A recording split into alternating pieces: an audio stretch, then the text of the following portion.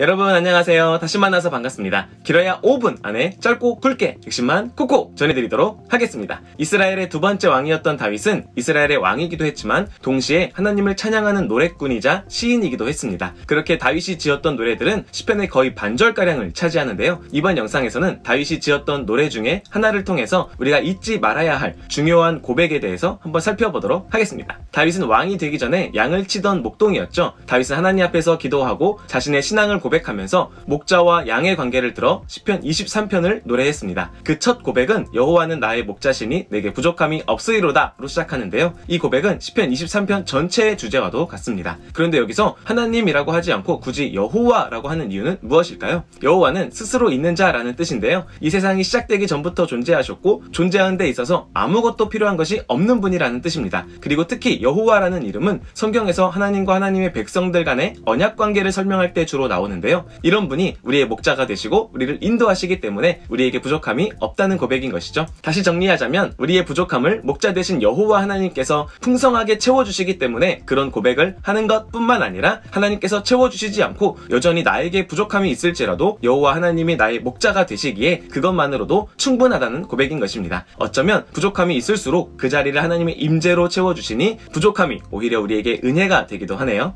우리의 목자 되신 하나님께서는 양같은 우리를 푸른 풀밭에 누이시고 쉴만한 물가로 인도하십니다. 당시 팔레스타인 땅에는 척박한 광야와 험한 산지가 많았는데요. 다윗은 가장 풍성하게 먹고 마실 수 있는 것으로 목자가 양들을 인도해준다고 고백하고 있습니다. 일반적으로 양들이 눕는 때는 사나운 짐승들로부터 위협을 받을 염려도 없고 배도 부르고 목도 마르지 않는 경우라고 하는데요. 목자는 양떼들을 가장 평온하고 가장 풍성한 상태로 인도해 주신다는 것이죠. 목자의 인도에 따라 평안함과 풍성함을 경험하는 양들처럼 하나님께서는 우리의 영혼을 소생시키시고 하나님의 이름을 위해서 의의 길로 인도해 주십니다. 허물과 죄로 죽었던 우리를 다시 살려주시고 길을 잃고 방황하는 우리에게 길이 되어주시는 하나님께서는 우리를 좁지만 바른 길로 인도해 주십니다. 근데 이 모든 것이 우리를 위한 것인 줄 알았는데 성경에서는 하나님의 이름을 위하여 라고 하고 있네요. 하나님의 이름에는 언약관계에 있는 하나님의 백성들을 구원하심과 보호하심의 의미가 담겨있죠. 그리고 하나님께서 하나님의 이름과 명예를 걸고서라도 반드시 우리를 구원하시고 인도해 주신다는 의미도 함께 있습니다. 우리의 일상이 이렇게만 된다면 얼마나 좋을까요? 우리의 현실은 푸른 풀밭과 쉴만한 물가와는 거리가 있어 보입니다. 어쩌면 이 시를 노래했던 다윗의 삶의 자리도 사망의 음침한 골짜기가 아니었을까 싶은데요. 다윗은 그 자리에 하나님께서 함께 계시기 때문에 두렵지 않다고 목자의 지팡이와 막대기가 안심시켜 주시고 위로해 주신다고 고백합니다. 여기서 지팡이는 양떼들을 몰 때 사용되었고 막대기는 양떼들을 야생짐승들로부터 보호하는 데 사용되었는데요. 양들이 발을 조금만 헛디뎌서 떨어질 수 있는 위험한 골짜기에서도 목자가 그곳에 함께 있기 때문에 양들은 안심할 수 있는 것이죠.